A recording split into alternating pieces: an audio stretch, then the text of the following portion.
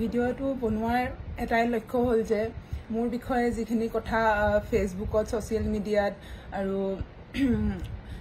আমাৰ নিউজ চেনেলখিনিয়ে কৈ আছে তাৰ বিষয়ে অকণমান সকলোকে যাতে মই ভালদৰে খোলাকৈ ক'ব বিচাৰিছোঁ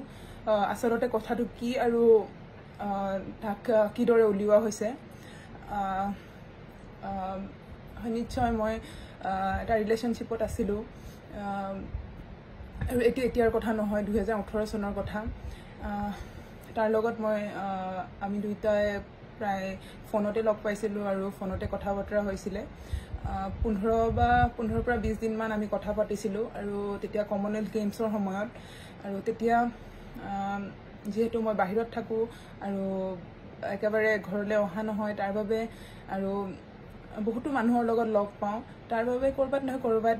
হি ইনচিকিউৰিটি ফিল কৰিছিলে আৰু ময়ো ভাবিছিলোঁ যে যাতে একো প্ৰব্লেম নহওক আগলৈ এইবুলি ভাবিয়ে আমি দুইটাই ডিচিশ্যন লৈছিলোঁ যে আমি এখন এগ্ৰিমেণ্ট কৰি থওঁ যিহেতু কোৰ্ট মেৰেজ বুলিয়ে ক'ব পাৰি কিন্তু কোৰ্ট মেৰেজ নিচিনাকৈ একো হোৱা নাছিলে আমি কোনো মিনিষ্ট্ৰেটৰ ওচৰত যোৱা নাছিলোঁ মাত্ৰ এখন কাগজত ছাইন কৰিছিলোঁ মাত্ৰ এইটো কাৰণেই কৰা হৈছিলে যাতে দুইটাই যেতিয়া একেলগে নাথাকোঁ দুইটাই বাহিৰতে থাকোঁ এটা ছিকিউৰিটিৰ কাৰণে এইটো কৰা হৈছিলে কিন্তু আমি দুটাই এইটো ডিচিশ্যন লৈছিলোঁ যে যেতিয়ালৈকে আমাৰ দুইটাই ফেমিলিয়ে ভালদৰে আমাক বিয়া নিদিয়ে তেতিয়ালৈকে আমি হাজবেণ্ড ৱাইফৰ নিচিনাকৈ নাথাকোঁ আৰু এনেদৰে মই একেবাৰে বাহিৰতে থকা হৈছিল মই গেমৰ কাৰণে প্ৰায় দিল্লীত থকা হৈছিলে প্ৰায় 3 বছৰ 4 বছৰ সময় বহুত কম সময়হে মই ঘৰলৈ গৈছিলোঁ 2 দিন বা 3 দিনৰ ছুটি পাইছিলোঁ য'ত মই ঘৰত গৈছিলোঁ আৰু সি যদি তাক লগ কৰিব লগা আছিলে তেনেহ'লে মোৰ ঘৰতে আহি সি মোক লগ কৰি গৈছিলে কিন্তু আমাৰ দুটাৰ মাজত হাজবেণ্ড ৱাইফৰ নিচিনা একো ৰিলেশ্যন নাছিলে আমি দুটা সাধাৰণ ভাল পোৱা ল'ৰা ছোৱালীৰ নিচিনাকৈ আছিলোঁ ফোনতেই বেছি কথা পতা হৈছিলে আৰু ফেমিলিক এইটো কাৰণে জনোৱা হোৱা নাছিলে যিহেতু মোৰ গেমৰ কাৰণে আৰু ক'ৰবাত নহয় ক'ৰবাত তাৰ বায়েকৰো বিয়া হোৱা নাছিলে তাৰ বাবে যাতে ফেমিলিৰ মানুহে ভয় নাখায় তাৰ বাবে এইটো কথা কোৱা নাছিলে কিন্তু মোৰ ফেমিলিত মোৰ ঘৰত তাৰ কথা সকলোৱে জানিছিলে আৰু তাক বহুতেই বেছি ভাল পাইছিলে কিন্তু লাহে লাহে এই 3 বছৰত আমাৰ দুটাৰ মাজত যিহেতু আমি বহুত কম সময়ৰ ভিতৰতে সেইটো ডিচিশ্যন ল'লোঁ কিন্তু এই মাজ সময়খিনিত আমি দুইটাই চাগে নিজৰ যোনটো প্ৰফেশ্যন হয় তাত লাগি থাকোঁতে আমি দুইটাই এইটোৱে সিটোক টাইম দিব পৰা নাছিলোঁ আৰু আমাৰ দুইটাৰে কথা মিল হোৱা নাছিলে আৰু দুইটাৰ ভবা চিন্তা কৰাৰ বেলেগ বেলেগ আছিলে আমি দুইটাই মিলা নাছিলোঁ আৰু তাৰ বাবে যিহেতু ময়ো বহুত বেছি ষ্ট্ৰেছত আছিলোঁ অলিম্পিকৰ আগত কিখিনি হৈ গৈছে মোৰ লগত যিহেতু মোৰ মাৰ কিডনী অপাৰেশ্যনৰ সময়ত মোৰ ইনজুৰি হয় ক'ভিডৰ টাইমত মই বহুত বেছি ষ্ট্ৰেছত আছিলোঁ অলিম্পিক হ'ব নহ'ব সেইটো কথাও ভবা হৈছিলে তেতিয়া বহুত বেছি আমাৰ দুটাৰ মাজত আৰু বেছি কাজিয়া হ'বৰ কাৰণে আৰম্ভ হৈছিলে তাৰ বাবে আমি দুটাই এইটো ডিচিশ্যন লৈছিলোঁ যে অলিম্পিকলৈকে যিহেতু অলিম্পিকৰ 3 মাহৰ আগৰ পৰা আমি একেবাৰে কথা বতৰা পতা বন্ধ কৰিছিলোঁ কেতিয়াবা হাই হেল্ল' কৰা হৈছিলে কিন্তু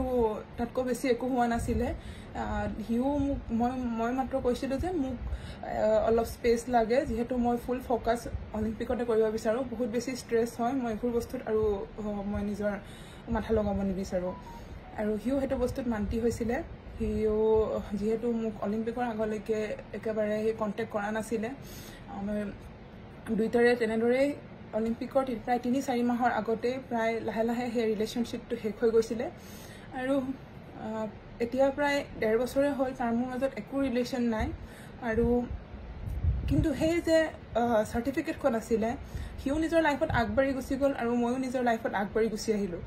কিন্তু সেই যে চাৰ্টিফিকেটখন আছিলে সেই চাৰ্টিফিকেটখন আমি দুটাই ভাবিছিলোঁ যে আমি যিহেতু তাৰ ফেমিলিটো গম পাব নালাগে আৰু মোৰ ফেমিলিটো গম পাব নালাগে তাৰ বাবে আমি দুটাই মিউচুৱেলি এইখন চাৰ্টিফিকেটখন আমি ঠিক কৰিব বিচাৰিছিলোঁ কিন্তু মিডিয়া সংগঠনৰ কিছুমান মানুহৰ কাৰণে বা কোৰ্টৰ কিছুমান মানুহৰ কাৰণে এই বস্তুটো বহুতে বেছি বেয়াকৈ পাব্লিছ কৰি দিলে যাৰ ফলত মোৰ ফেমিলি আৰু তাৰ ফেমিলিৰ মাজত বহুত বেছি প্ৰব্লেম হৈছে যেহেতু মোৰ জীৱনটো বা তাৰ জীৱনটো আমাৰ নহয়, আমাৰ ফেমিলিৰ লগত জড়িত হৈ আছে। আৰু মই সকলোকে যাতে অনুৰোধ কৰিছোঁ এই কথাখিনি যাতে আৰু বেছি আগবঢ়াই নিব নালাগে, যে মোৰ যেহেতু মোৰ কমনৱেলথ গেমছো আহি আছে, মই যাতে ভালদৰে ফ'কাছ কৰিব পাৰোঁ নিজৰ গেমত, এই কথাখিনি যাতে আৰু বেছি আগ নবঢ়ায়। যিহেতু মই নিজে মানিছোঁ মোৰ ভুল আছিলে, কিন্তু মই কোনো ক্ৰাইম কৰা নাই। যেহেতু আমি দুটাই যদি মিল নাছিলোঁ, দুটাই যদি মানিয়ে এইটো ডিচিশ্যন লৈছিলোঁ, আমি কেতিয়াও হাজবেণ্ড ৱাইফৰ নিচিনাকৈ থকা নাই, তেনেহ'লে মই নাভাবোঁ এইটো বস্তু ভুল হৈছে বুলি। তাৰ বাবে যাতে মোৰ ফেমিলিক বা তাৰ ফেমিলিক কোনো ডিষ্টাৰ্ব নকৰে, এই যে টপিকটো যাতে ইয়াতে শেষ কৰে। আৰু মিডিয়া সংগঠনকো মই এইটোৱে অনুৰোধ কৰিছোঁ, যাতে যদি কিবা প্ৰব্লেম আছিলে তেনেহ'লে মোৰ ওচৰত আহিব লাগিছিলে বা তাৰ ওচৰত যাব লাগিছিলে, কথাটো ক্লিয়াৰ কৰিব লাগিছিলে। তাৰপাছত যদি আপোনালোকক লাগিছিলে যদি মিডিয়াত দিয়াটো শুদ্ধ হয় বুলি, তেনেহ'লে দিব লাগিছিলে। এইটো হৈ গ'ল যিহেতু, আৰু তাৰ বিষয়ে একো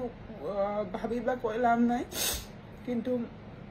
আগলৈ যাতে এইটোৱে অনুৰোধ থাকিব, যাতে কাৰোবাৰ পাৰ্চনেল লাইফক লৈ তাৰ বা কেৰিয়াৰটো বা তাৰ ফেমিলিৰ মান সন্মানৰ লগত যাতে এনেকৈ নেখেলে। Don't forget to like, share, and subscribe to East Mojo. For any queries, put them down in the comments section below and press on the bell icon for notifications.